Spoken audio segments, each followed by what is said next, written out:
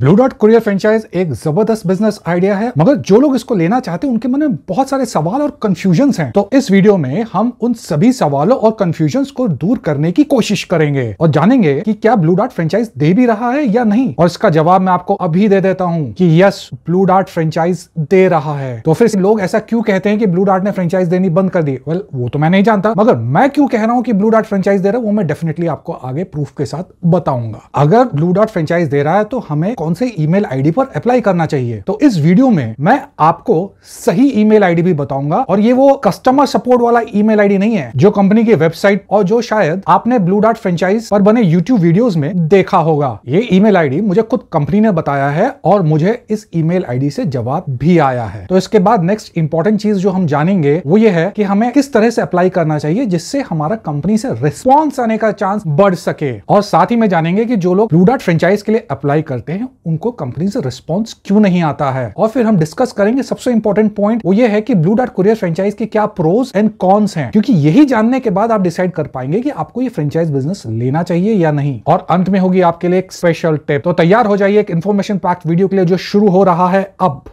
Hi hello नमस्कार, मेरा नाम है सुमित, मैं एक ऑथर और फ्रेंचाइज कंसल्टेंट हूं। आप हैं मेरे साथ SGE फ्रेंचाइज एडवाइस पर।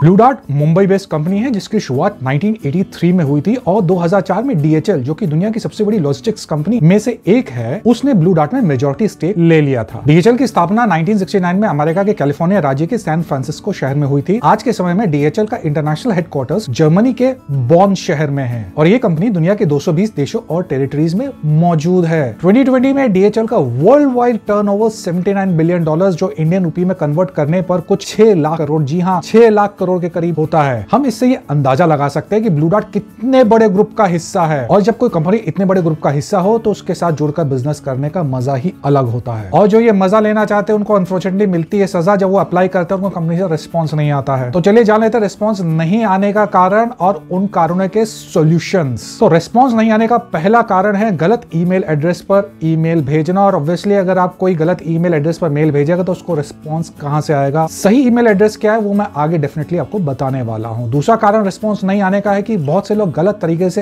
अप्लाई करते हैं, या ये कहे कि वो जिस तरह से अपना इंटरेस्ट किसी फ्रेंचाइज अपॉर्चुनिटी में दिखाते हैं वो बहुत ही अनप्रोफेशनल होता है और इससे उस कंपनी पर उनका फर्स्ट इंप्रेशन खराब पड़ता है। और किसी भी फ्रेंचाइज या कुरियर फ्रेंचाइज के लिए अप्लाई करने का सही तरीका क्या है वो भी मैं आगे संक्षेप में आपको बताऊंगा। वैसे मैंने अपने ई कार्ड कुरियर फ्रेंचाइज वाले वीडियो में इसको डिटेल में बताया है। तीसरा कारण रिस्पॉन्स नहीं आने का है कि कंपनी उस पिन कोड पर नया फ्रेंचाइजी नहीं देख रही है जिस पर आपने अप्लाई किया है। और इसके दो ही कारण है। पहला कारण कि उस पिन कोड पर कंपनी को बिजनेस पोटेंशियल नहीं दिखाई देता है, या और दूसरा कारण है कि वहां ऑलरेडी ब्लू डॉट का कोई फ्रेंचाइजी होगा। और ये कैसे पता करे कि किसी पिन कोड पर फ्रेंचाइजी है या नहीं वो भी मैं आपको आगे बताऊंगा। और चौथा कारण रिस्पॉन्स नहीं आने का है कि कोई एप्लीकेंट कंपनी की फ्रेंचाइजी प्रोफाइल में फिट नहीं बैठता है। जैसे कि कंपनी ने जो क्वालिफिकेशन रिक्वायरमेंट्स तय की है, तो अगर कोई उनको मीट नहीं कर पाता है तो कंपनी वो एप्लीकेशन रिजेक्ट कर देती है। तो इसलिए ये इंपॉर्टेंट है कि अप्लाई करने से पहले हम ये जाने ब्लू डॉट क्या एक्सपेक्ट करती है अपने फ्रेंचाइज एप्लीकेंट से। तो चलिए सबसे पहले जानते हैं ब्लू डॉट फ्रेंचाइज लेने के लिए क्या इन्वेस्टमेंट और इंफ्रास्ट्रक्चर होना चाहिए। ब्लू डॉट के पास दो तरह के यूनिट फ्रेंचाइज मॉडल है, पहला अर्बन मार्केट्स के लिए और दूसरा सेमी अर्बन मार्केट्स के लिए। और ये रिक्वायरमेंट्स नेशनल और इंटरनेशनल पार्सल बुकिंग, पिकअप और डिलीवरी के हिसाब से हैं। और हमारी पहली रिक्वायरमेंट है बिजनेस के लिए स्पेस रिक्वायरमेंट, जो सेमी अर्बन मार्केट्स में 200 से 250 स्क्वायर फीट और अर्बन मार्केट में ज्यादातर केसेस में 500 से 600 स्क्वायर फीट की स्पेस होनी चाहिए। और कुछ एक्सेप्शनल केसेस में 1000 से 1500 स्क्वायर फीट स्पेस की रिक्वायरमेंट होती है। साथ ही में आप जो भी लोकेशन चुनते हैं वो ग्राउंड फ्लोर पर होनी चाहिए और ऐसी रोड पर हो जहां ट्रांसपोर्ट व्हीकल आराम से पहुंच सके, और उस जगह के सामने अच्छा पार्किंग स्पेस भी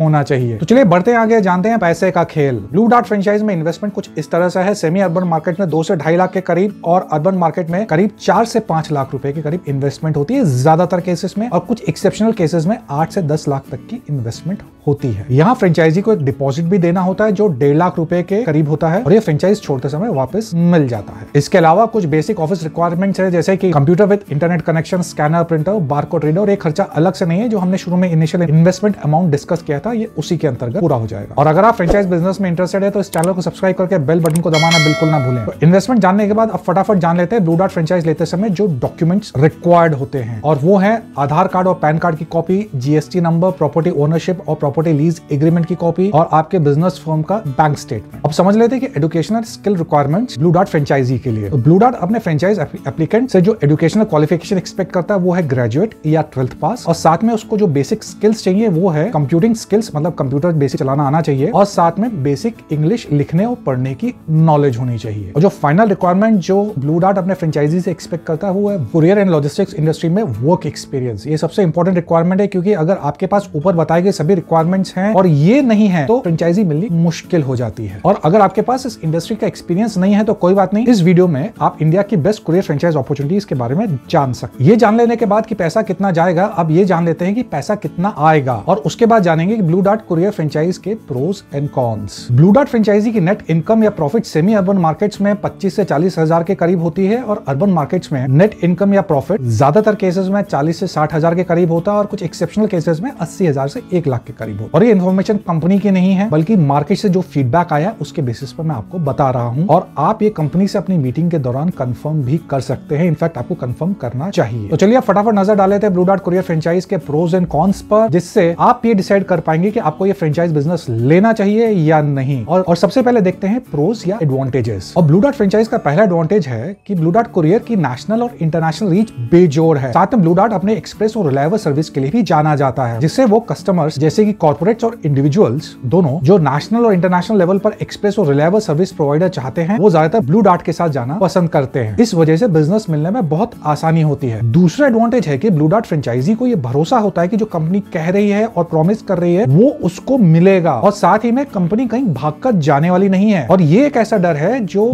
किसी नई कुरियर कंपनी की फ्रेंचाइज लेता है उसके साथ हमेशा रहता है। तीसरा एडवांटेज है, और जो सबसे बढ़िया बात है, कि ब्लू डॉट एक पिन कोड पर एक ही फ्रेंचाइजी देता है। इससे फ्रेंचाइजी को अपना मार्केट डेवलप करने का पूरा बेनिफिट मिलता है, साथ में उसकी कमाई शेयर करने वाला कोई नहीं होता है। इस वजह से फ्रेंचाइजी की कमाई अच्छी होती है। तो ये थे ब्लू डॉट कुरियर फ्रेंचाइज के प्रोज। अब देख लेते हैं इसके कौन से डिसएडवांटेज है, उसके बाद जानेंगे फ्रेंचाइज एप्लीकेंट्स को कैसे अप्लाई करना चाहिए। और पहला डिसएडवांटेज है, ब्लू डॉट कुरियर ई कॉमर्स सेगमेंट में एग्रेसिव नहीं है। मैं ये बिल्कुल नहीं कह रहा हूं कि ब्लू डॉट ई कॉमर्स सेगमेंट में प्रेजेंट नहीं है या कमजोर है। ब्लू डॉट ई कॉमर्स सेगमेंट में प्रेजेंट है और उसका अमेजन जैसी कंपनी के साथ टाई अप भी है। बट अगर हम ब्लू डॉट कुरियर को कुछ नई कुरियर कंपनीज जैसे कि e com express, Delhivery courier, Shadowfax, Xpressbees से कंपेयर करें तो उनके कंपैरिजन में ब्लू डॉट ई कॉमर्स सेगमेंट में पीछे छुटा हुआ दिखाई दे। दूसरा डिसएडवांटेज है कि ब्लू डॉट कुरियर फ्रेंचाइज मॉडल कुछ पुराना हो गया है। जो नई कुरियर डिलीवरी कंपनीज आई हैं उन्होंने अपने फ्रेंचाइजीज को रिस्पॉन्सिबिलिटी के हिसाब से लिया है, जैसे कि पार्सल पिकअप के लिए एक फ्रेंचाइजी है और पार्सल डिलीवरी के लिए दूसरा फ्रेंचाइजी। इससे फ्रेंचाइजी की इन्वेस्टमेंट कम हो जाती है और उसका काम बहुत फोकस्ड होता है। इनफैक्ट इन नई कुरियर कंपनीज का ये फ्रेंचाइज मॉडल इतने सक्सेसफुल हुए हैं कि डीटीडीसी जैसी बड़ी एस्टैब्लिश कंपनी को भी ये मॉडल्स लॉन्च करने पड़े हैं। और अगर आप डीटीडीसी के नए फ्रेंचाइज मॉडल्स के बारे में अधिक जानकारी प्राप्त करना चाहते हैं तो आप ये वाला वीडियो देख सकते हैं। मगर ब्लू डॉट कुरियर फ्रेंचाइज मॉडल में फ्रेंचाइजी को सब कुछ करना पड़ता है और इन्वेस्टमेंट भी इन कंपैरिजन ज्यादा होती है। ब्लू डॉट कुरियर फ्रेंचाइज बिजनेस के कौन समझने के बाद अब बारी आती है बहुत ही इंपॉर्टेंट पॉइंट की, जिससे आप ये समझ सकेंगे अप्लाई करने का सही तरीका क्या है और इससे आपके पॉजिटिव रिस्पॉन्स आने का चांस बहुत बढ़ जाता है। और इसके बाद हम जानेंगे सही ईमेल आईडी अप्लाई करने के लिए। तो चलिए जानते हैं फ्रेंचाइज अपॉर्चुनिटी के लिए अप्लाई करने का सही तरीका। जब भी हम किसी फ्रेंचाइज अपॉर्चुनिटी के लिए अप्लाई करते हैं तो उस एप्लीकेशन के दो भाग होते हैं। पहला भाग होता है कवरिंग लेटर का और दूसरा भाग होता है हमारा रेज्यूमे या सीवी। तो कवरिंग लेटर कैसा होना चाहिए, चलिए उसका हम एक सैंपल देख लेते हैं। तो ये है सैंपल कवरिंग लेटर का, जिसमें हम शुरुआत करेंगे उनको संबोधित करके डियर मैडम सर, और उसके बाद ये आता है पहला पैराग्राफ। इस पहले पैराग्राफ में हम सबसे पहले तो हम अपना इंटरेस्ट बताएंगे कि हम कौन से पिन कोड के लिए इंटरेस्टेड हैं, कौन सी लोकेशन पे, और उसके बाद हम ये बताएंगे कि हम उस पिन कोड के लिए क्यों क्वालिफाई करते हैं, हमारी क्या एक्सपर्टीज है उस पिन कोड को लेकर के। उसके बाद हम सेकेंड पैराग्राफ में ये बताएंगे कि हमारा क्या वर्क एक्सपीरियंस है और वो कैसे अगर ये फ्रेंचाइजी मिलती है तो उसके लिए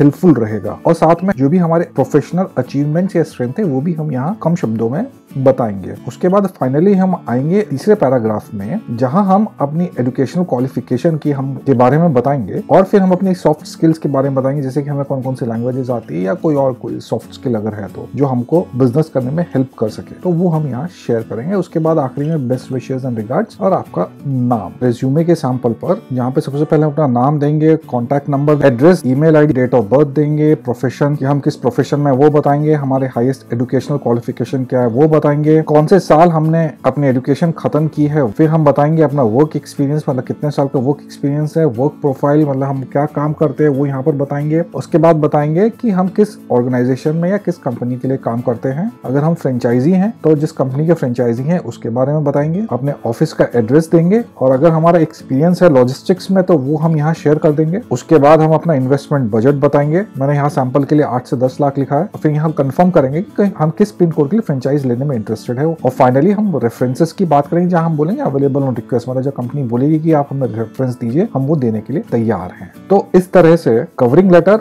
और अपने रिज्यूमे के साथ हमें किसी भी फ्रेंचाइज के लिए अप्लाई करना चाहिए। तो चलिए आप जान लेते हैं कि ब्लू डार्ट कोरियर फ्रेंचाइज लेने के लिए किस ईमेल आईडी पर अप्लाई करना चाहिए और उसके बाद मैं आपको एक बोनस टिप देने वाला हूं। जैसा कि आप स्क्रीन पर देख सकते हैं, मैंने कंपनी को कांटेक्ट करके पूछा है कि क्या ब्लू डार्ट अभी फ्रेंचाइज दे रहा है और अगर दे रहा है तो उसके लिए कैसे अप्लाई करना चाहिए। उसके बाद आप ब्लू डार्ट का रिस्पॉन्स देख सकते हैं कि उन्होंने मुझे ईमेल आईडी दिया है और उस पर कॉन्टैक्ट करने को कहा। तो अप्लाई करने के लिए जो ईमेल आईडी है वो है bdcs@bluedart.com। एक बार फिर सुन लीजिए, bdcs@bluedart.com। और ईमेल आईडी नोट करने के बाद इस वीडियो को एक लाइक जरूर दे दें। मैंने उनको इस ईमेल आईडी पर मेल डाला, जैसा कि आप स्क्रीन पर देख सकते हैं। तो उसके नीचे जवाब आया जहां उन्होंने मेरे से मेरा पिन कोड, एड्रेस और कॉन्टैक्ट डिटेल मांगे। और मैं ब्लू डार्ट से अपनी कम्युनिकेशन इसलिए दिखा रहा हूं जिससे आपको ये कंफर्म हो सके कि ये ईमेल आईडी सही है और रिस्पॉन्स आता है। और मेरे साथ पूरी कम्युनिकेशन में कहीं भी कंपनी ने ये नहीं कहा कि वो फ्रेंचाइज नहीं दे रहे हैं। तो सही ईमेल एड्रेस जानने के बाद अब जान लेते हैं हमारी बोनस टिप जो है कि ये कैसे जाना जाए कि किस पिन कोड पर ब्लू डार्ट का फ्रेंचाइजी है या नहीं। इसके लिए हम चलते हैं कंप्यूटर की तरफ। तो हम आ गए हैं bluedart.com पर और यहाँ पर हम आएंगे इस लोकेशन फाइंडर के ऊपर, इसको क्लिक करेंगे और यहाँ पर हम पिकअप के ऊपर क्लिक करेंगे और हम जिस पिन कोड पर भी फ्रेंचाइज लेना चाहते हैं वो पिन कोड यहाँ पर डाल के देखेंगे कि वहाँ पर कोई फ्रेंचाइजी है या नहीं है।